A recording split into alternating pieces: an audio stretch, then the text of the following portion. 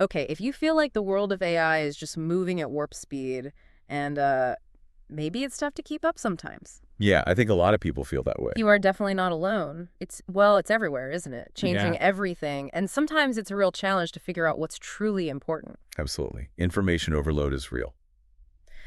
Well, today we're going to try and cut through some of that noise. Our mission really is to deep dive into a fresh stack of sources, basically a global AI news briefing from just July 3rd and 4th, 2025. Very fresh, yeah. And we're going to pull out the most important developments, maybe some surprising facts, and those essential nuggets of knowledge you need to stay, well-informed but without drowning in it. And what's really striking, I think, is just how quickly the global AI landscape is transforming. I mean, you see regulatory debates heating up, groundbreaking investments, some genuinely unexpected applications popping up.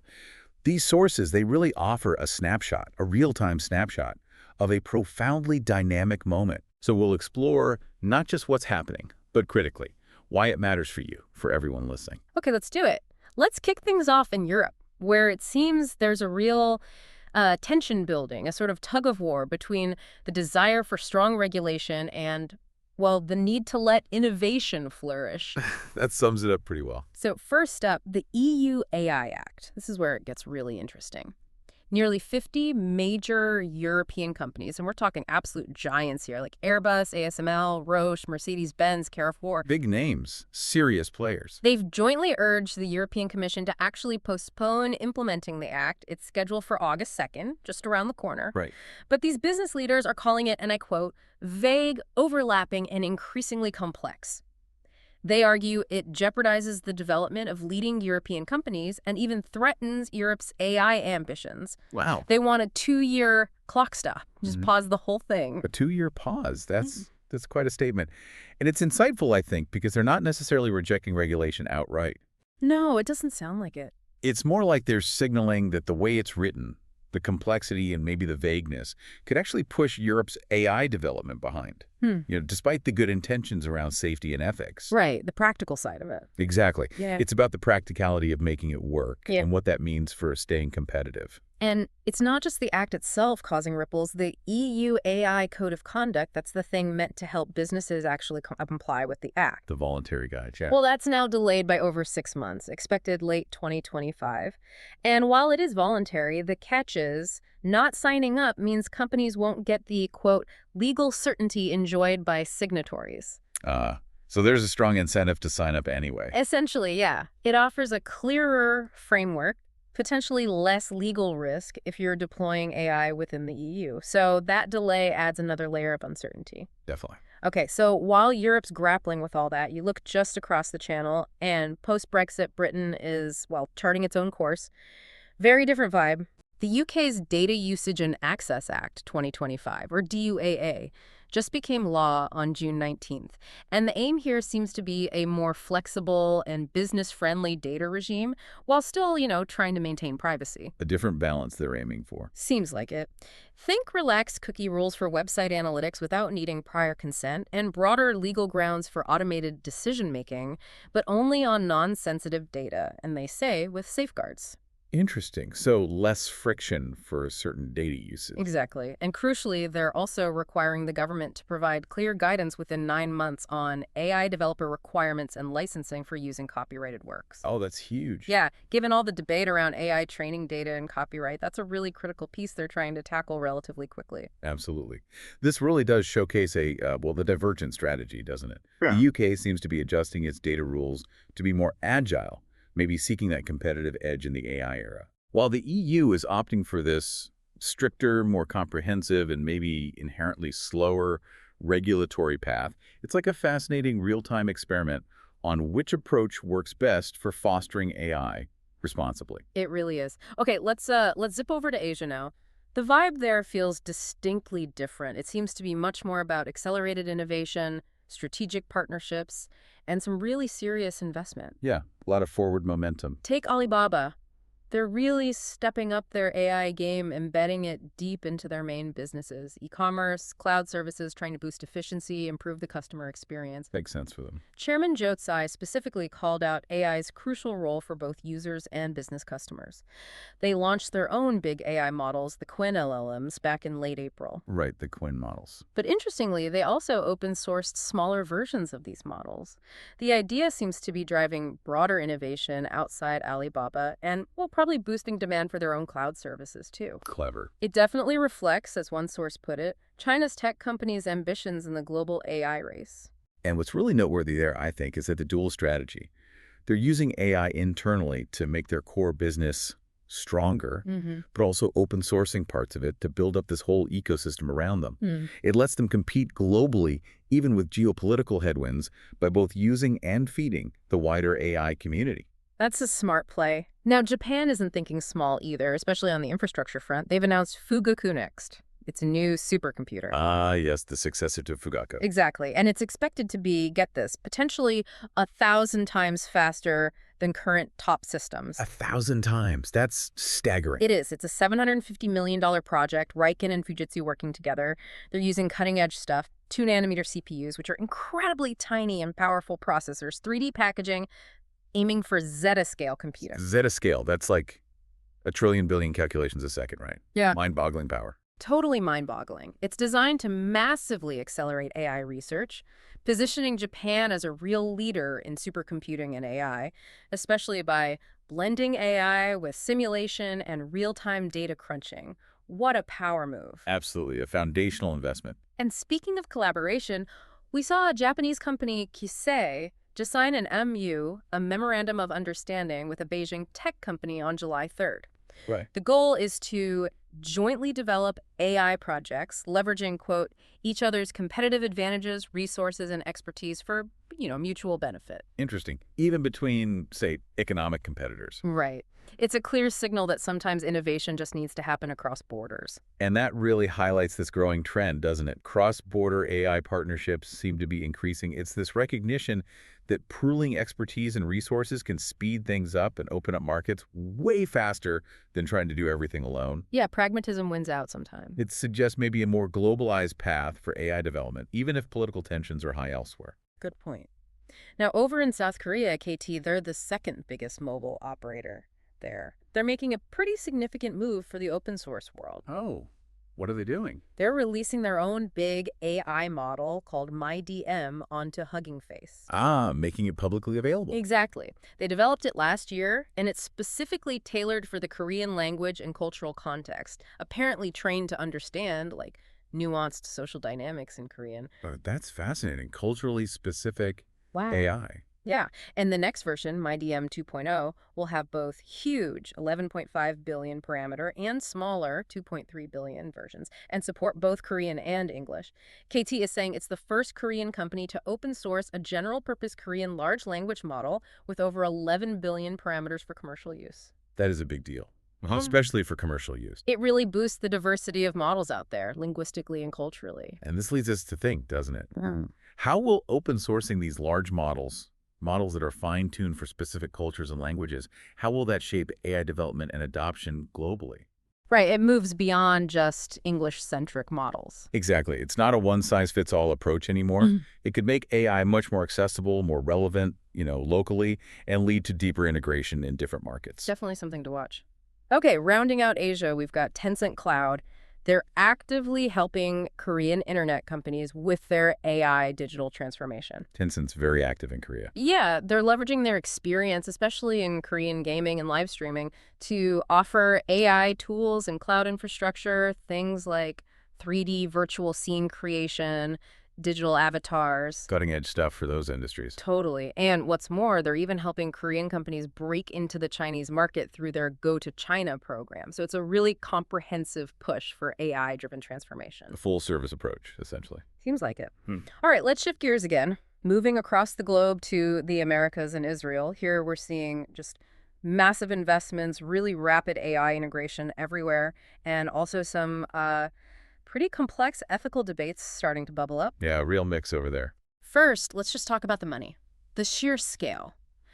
OpenAI and Oracle have struck a cloud deal reported to be worth potentially $30 billion annually. $30 billion annually. Annually. It involves this thing called the Stargate project, building these enormous data centers. We're talking Texas, the UAE, possibly places like Michigan, Wisconsin, New Mexico, Wyoming. Spreading out the infrastructure. Hugely. OpenAI is set to lease around 4.5 gigawatts of capacity. The reports are calling it one of the largest single transactions in AI infrastructure history. 4.5 gigawatts. That's like the output of several large power plants just for one customer's AI.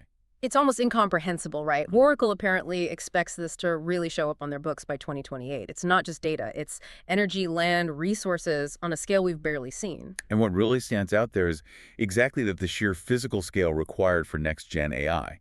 It's moved way beyond just algorithms. We're talking immense energy needs, a huge physical footprint.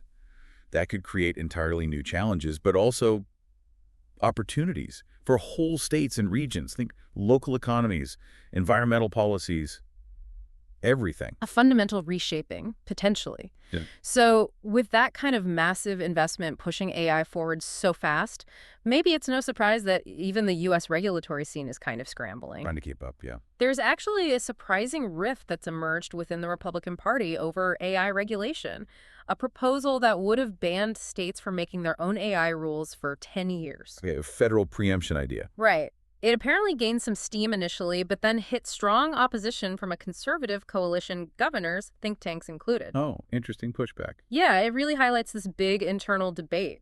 Should states have the power to put guardrails on new tech like AI, or should it be handled federally, or maybe just left to the industry itself?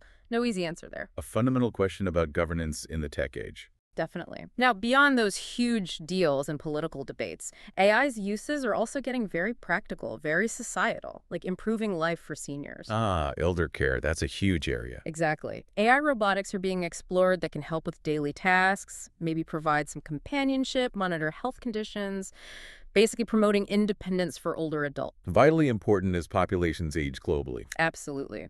The sources stress how this tech becomes increasingly important for tackling elderly care challenges. And if we connect that to the bigger picture, it really suggests a profound and probably necessary shift in how we approach elder care. Moving towards these tech-assisted models, they could potentially ease the huge burden on human caregivers while genuinely enhancing quality of life for seniors. It feels like a very practical, very compassionate use of AI. Agreed. Shifting to the tech market itself, Ambiq Micro. They design ultra-low power chips specializing in edge AI. Edge AI processing right on the device, not the cloud. Exactly, like in your phone or smartwatch. They just filed for a U.S. IPO on July 3rd.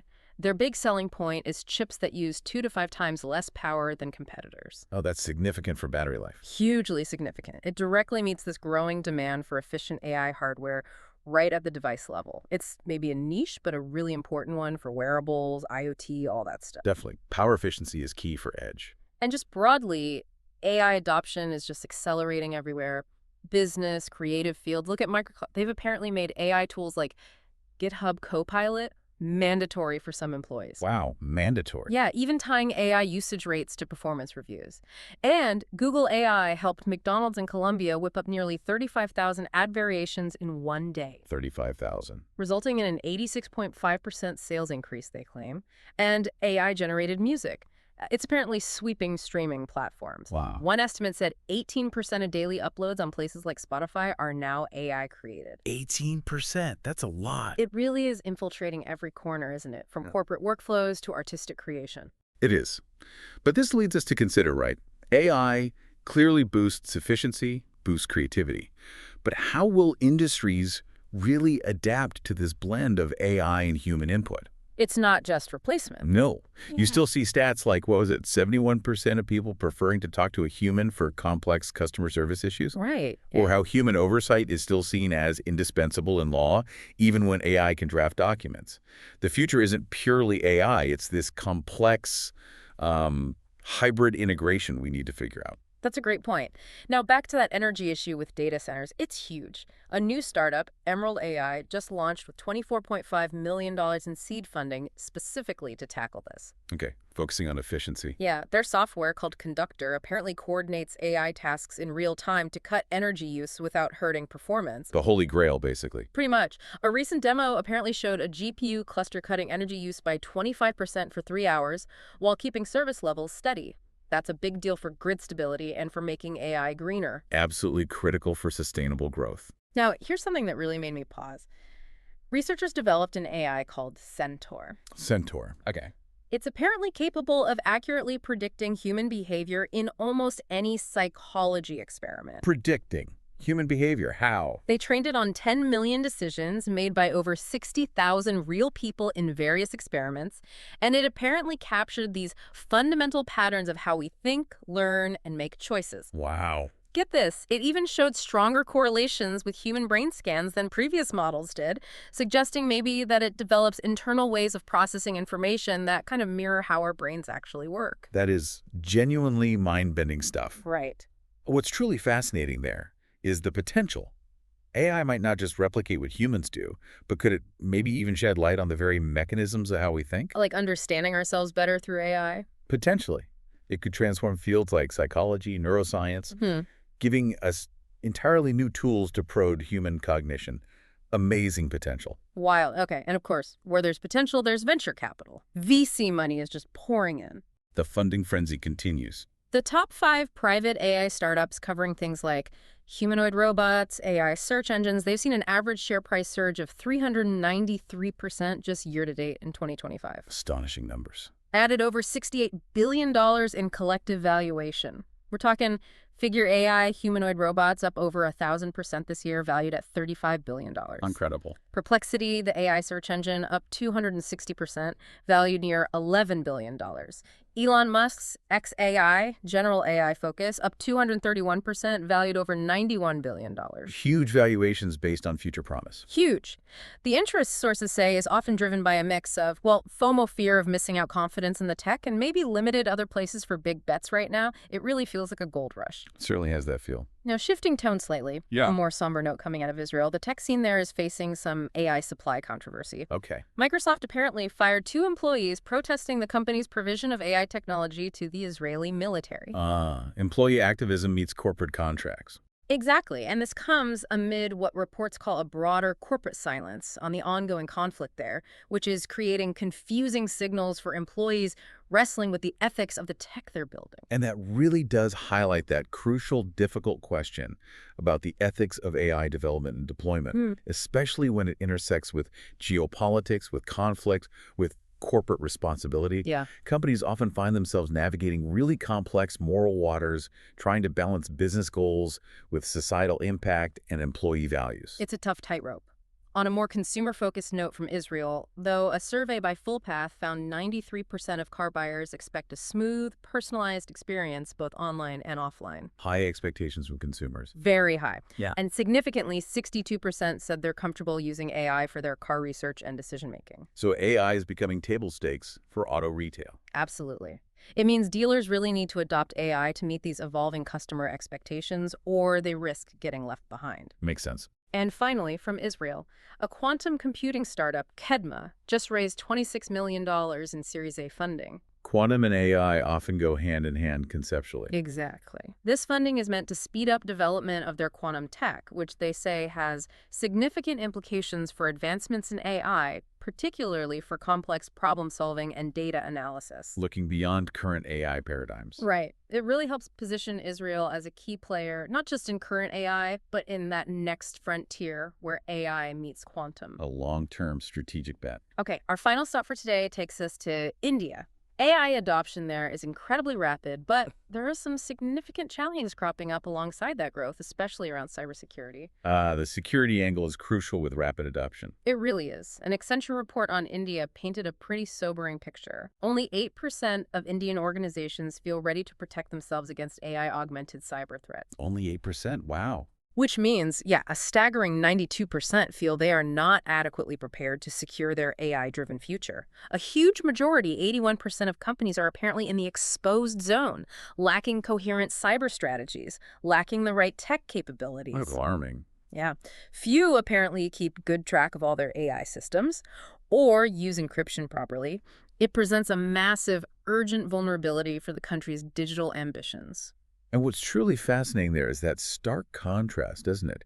You have this incredibly rapid AI integration. We hear about it, predicting crop yields, powering government chatbot. All sorts of applications. But then this severe lag in being ready to defend it all, it creates this critical vulnerability. They really need to catch up on the security front urgently, or the benefits of AI could be seriously undermined. A real race against time, it sounds like. And speaking of that integration, AI is moving fast into daily life there. Schools, village council offices, digital public infrastructure. Deep integration.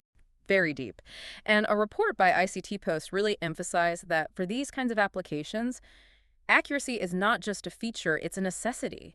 You can't have unreliable AI running critical services. Absolutely not. Trust is paramount. They found 71% of Indian businesses using AI-listed accuracy of AI predictions as their #1 concern. Understandable. And they outlined strategies to improve it, things like RAG, Retrieval Augmented Generation, which helps AI pull in real-time external info for better answers. Right, grounding the AI. Chain of thought prompting, which makes the AI sort of show its work and reason step by step, and RLHF, reinforcement learning from human feedback, where people basically train the AI on what good answers look like. All techniques to boost reliability. Exactly. It's clear that when AI gets woven so deeply into society, making sure it's reliable and accurate becomes absolutely critical. Couldn't agree more. So, to support all this growth and integration, AI platform company Workday announced a strategic expansion in India.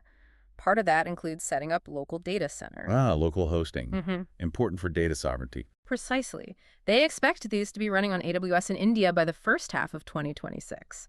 This domestic hosting is key. It ensures high availability, better performance locally, and helps customers use AI services while complying with India's specific data residency rules. The crucial piece of the puzzle for enterprise adoption there. Definitely. So, okay. Wow. We've covered a lot of ground. What does this all mean? Where does it leave us? Yeah, quite the tour. From Europe grappling with that delicate balance between regulation and innovation to Asia's surging innovation and these interesting cross-border collaborations. Yeah. The Americas seeing just mind-boggling investments, but also navigating those ethical ripples, and India managing incredibly rapid adoption alongside these big cyber challenges. It's a whirlwind, truly. It really is. But it's so clear, isn't it? AI isn't some distant future thing anymore. It is profoundly shaping our present right now, impacting everything from global economies down to our daily interactions. All these tensions we talked about, the breakthroughs, the ethical questions, they're not abstract debates. They're happening right now, unfolding at a pace that's, well, pretty unprecedented in technological history. So hopefully you listening have just gotten a rapid but still deep understanding of AI's global pulse just by pulling out these key insights from the news of the past couple of days alone. Yeah, a snapshot of the controlled chaos, perhaps. And it leads us to maybe consider a final question for you to think about. As AI continues this seemingly unstoppable march, which global region's distinct approach do you think will ultimately lead the way?